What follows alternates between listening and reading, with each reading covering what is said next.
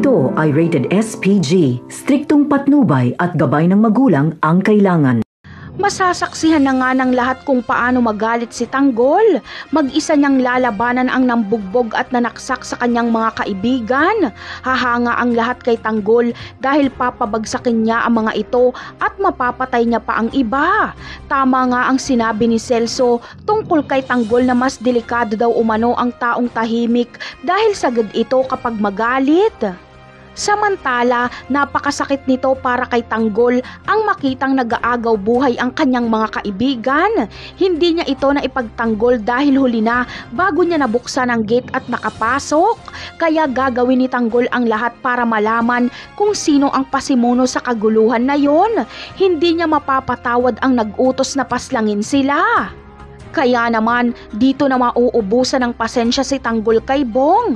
Mapag-aalaman niya kasing ito ang nag-utos para paslangin sila.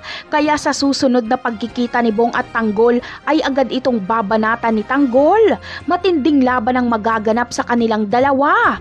Ngunit sa bandang huli ay mananaig si Tanggol at mapapatay niya si Bong. Ikakatuwa naman ni Chip Espinas ang pagpaslang ni Tanggol kay Bong. Plano na rin kasing iligpit ni Espinas si Bong dahil lagi itong palpak. Pero ngayong pinaslang na ito ni Tanggol ay wala ng problema si Espinas. Bilib na bilib naman si Espinas sa ipinakitang galing ni Tanggol. Kaya si Tanggol at Bubbles na lang ang pagkakatiwalaan ni Espinas bilang kanyang mga hitman. Napakarami pa nating dapat abangan sa mga susunod na episode ng Batang Quiapo. Paalam!